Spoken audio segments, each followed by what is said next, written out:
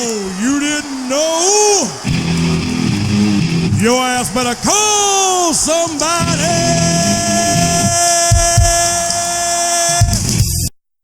Ready?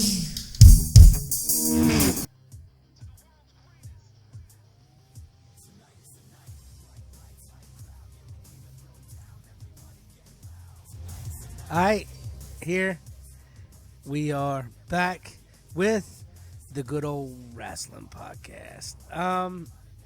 First, foremost, I just want to apologize for last week.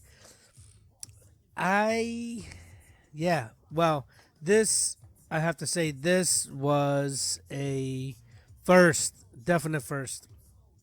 My wife was sitting here at the desk, minding her own business, and our sporadic dog was laying at her feet because she loves her too. And suddenly the dog jumped up for no apparent reason that we know of and took off running. And that's cool, except for the fact that she snagged my microphone cable, the USB connectors, everything you need to, make noise in a microphone and record it, and ripped it all out. And spending half a day or so running around looking for new equipment didn't work. So it had to be ordered and, reset up, which sucked with money and time. That's why you should donate on the anchor link in the description. Wink, wink. But it is a true story, not a money grab. But yeah, that was the week. I did watch them though. And let's see what happened on Raw. And before that, too, don't let me forget, SmackDown now, as we know, is going to Fridays. And with this, I have to see about recording schedule-wise, how that's really going to fit in. You guys can tweet me, let me know, email me, let me know. But it's either going to have to be done on a Saturday morning, Saturday night, Sunday, maybe, somewhere in there. I really don't want to go all the way to Monday, as this obviously creates a little bit of a snag when it comes to pay-per-view weekends like this weekend. So anyway, let me know and we'll get into the meat and taters here. So and we open up with, first of all, last week, I wish I could have done a show. This intro was just not as good. Like, a lot of this week to me was, they said it's a season premiere. And usually for a show that runs 365, it's no big deal. But it was awesome. But last week, that intro, goes wah, wah, through the hallways, and they did that little fiend skip. That was badass. And I wish they would have kept doing that. They may, if they put a belt on him, who knows? They may do it every week. That would be spectacular. Anyway, so we got a whole new theme song. I got to update my studio recording here, and I like it better. I like it a lot better. I don't know if it's because it's better or because I've heard the other one so many times that I'm just happy to have something new and different. I don't know really the answer to that. So I like it. It's great. And a whole new announcing crew. A new crew. It's a big day.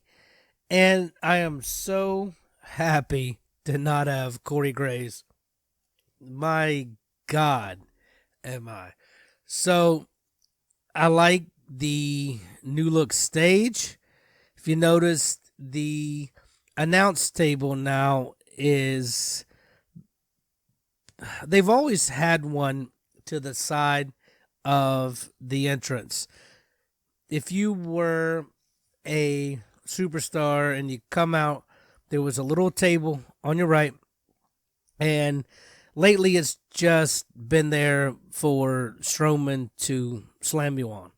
But now they have expanded that, and that's where the announcers are. So there's no ringside, it's up there. And I like it too because they have a camera behind it. And so you get that shot across the ring as if you were standing there, which is neat. And so, yeah, we got a whole new crew. They brought back, who was it? The King? Yeah, he's funny. He's funny as shit. And I'm excited. And while we're on it, the new entrance. So instead of that huge, what's the best way to call it? Like half octagon that lights up and the big screen, it's like one whole screen and it looks curved from the bottom up, like it's one big motion, like the start of a wave or something, and a door on the lower right. So I love how it's set up that way. I like it. I like it a lot. And the screen is still the whole deal. So I think it is pretty awesome. A good change. And the whole show really looked a lot different, in my opinion. It looked like, I don't know. It looked, the look, the sound, it was semi MMA, semi done simpler to maybe bring in some of that simple NXT vibe. Not simple in a bad or degrading way, just simple. And I like it. I like it. I dig it. I need some more time in it to decode and unpack what I think, but all in all, good. And they need the changes because ratings have been down. They're trying stuff that sucks, like the 24/7, just to get people in. That was USA's brainchild because they were worried about ratings, and I'm sure they gave Vince like 900 ideas that all sucked, and that was the best of the worst. But that's awesome. The new look was so distracting to me that I there were some parts of the show that I wouldn't say I wasn't into or watch. I just didn't pay as much attention to because I was thinking about and processing the changes, the difference. So anyway, we open it out with Rey Mysterio in the 619 with the hiccups. So he gives a speech on the title defense tonight. He won the 5-way in the show that I couldn't talk about with a broken mic cable. And he's given his little speech. And then we get on the wrong night, the wrong show. I thought this dumb mother had gone to SmackDown for good. But no. we get Brock Lesnar and dropping F-5s on Ray, and Dominic's in the crowd. When's this kid gonna make his little debut? You know, I don't know. And he, after he drops Ray, he goes on the crowd and just pulls Dominic out of the crowd and suplex City and F5 and throws him in the ring, keeps going with it, just demolishing these two over and over. Even Heyman looks shocked, and yeah, it's just horrible. And he even he comes back after he's going to leave and starts destroying the refs and does it again, and apparently beat him up again at the ambulance. And yeah, the authorities were questioning Brock Lesnar. No, they weren't. But I have to say, for what it is, Brock looks like he got back in shape a little. He looks old a couple matches ago against Roman, and he is back in shape. Hold on, Mike, skip. Hold on. All right. So he looks back in shape. He looks like he's meant to look. He is showing up. He's there. He's present. This is new that he's actually part of the show. So I applaud him for that. And a Lesnar who's active in there is a Lesnar we can hate. And a Lesnar we can hate is okay to deal with, if that makes sense. When you show up once a year, defend a title, nobody cares. If you're there every week, getting hated, at least you're there, right? So that to me is the most important thing. So yeah, that's my Lesnar take. And sorry guys, the audio there is probably going to sound a little different now to what it did before. And that, yeah, I told you, everything was reinstalled, redone. So there was some things that I unfortunately missed in the repopulation. But anyway, we move forward. Sasha Banks out, and the heel Sasha, awesome. Alexa Bliss, no sidekicks in tow, nobody there, and the man, Becky Lynch, out, and she's got a little new smoke screen thing, and she comes to that announce table, which, as I said, is ringside. And she even says, she talks a lot of shit, but she's like, the champ has a smoke back. And, she, after Sasha wins pretty handily. They didn't really have Bliss put up much of a fight. It would have the Becky Lynch Sasha feud carry on. So she even told Alexa, you made it personal. Now I'm going to make it painful. Nice. And then, hell yeah, we get a Firefly Funhouse tonight. Yes. Firefly Funhouse.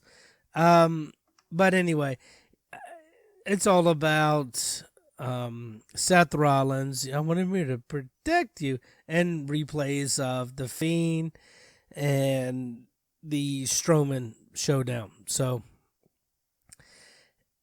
then we get a little tag team action, and we get Robert Roode and Ziggler versus Heavy Machinery. Oh man, I want Heavy Machinery to win these, man. I do, but they didn't. Rude ends up getting the pin, and I want them to be champs, even if just for a short time, just a short time, just to, yeah, just to have them hold it. But anyway, we get into, I guess it's like more of confusion at first to me. Anyway, we get Ms. TV, the number one, whatever. So we get Hulk Hogan, Jimmy Hart, and woo, the Nature Boy, Ric Flair. And we get a little back and forth.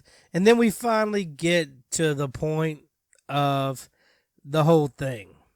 And that is that we have a tournament and Team Hogan, Team Flair, and Rollins going to captain Team Hogan, and Randy Orton is going to head Team Flair.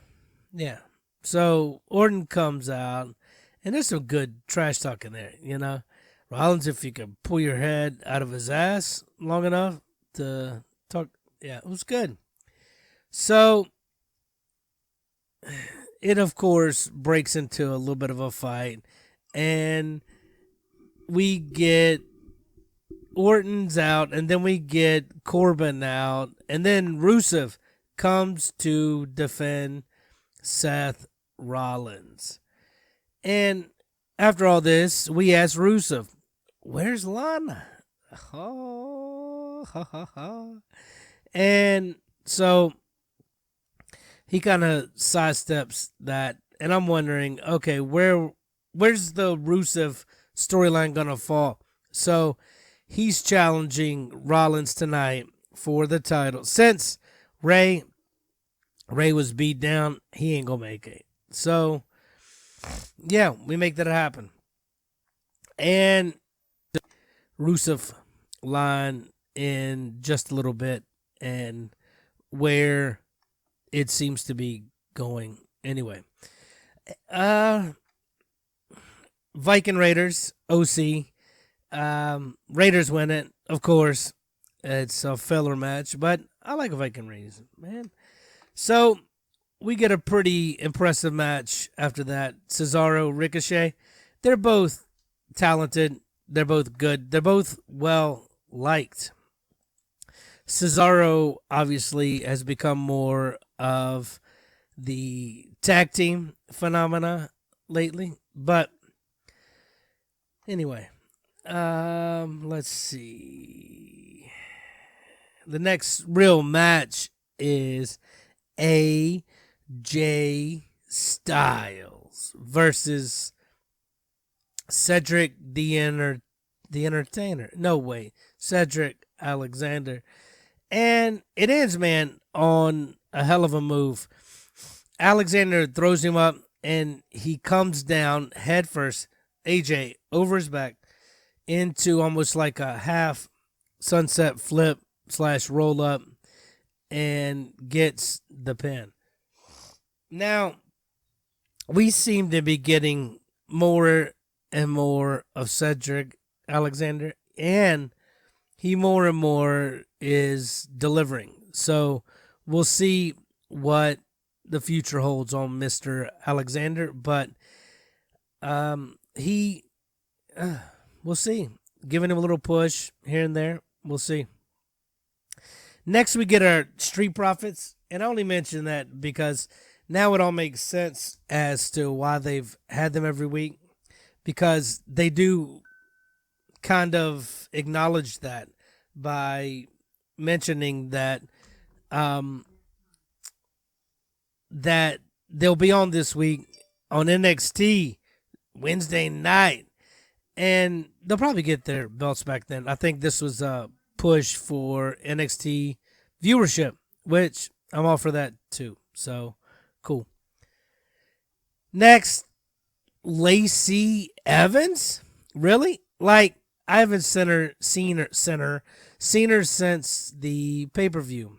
The one with her and Corbin and all that. So, she's back in the mix, and she's facing Natasha. And classic heel, really. You rake the eyes when no one's looking, you hold the tights, and you win the match. So, good to see her back, I guess. Makes me feel like she wasn't just a gimmicky throw-in for a pay-per-view. So, we'll see. We definitely need more talent depth on the female side. So we'll take it. And the main event, title match.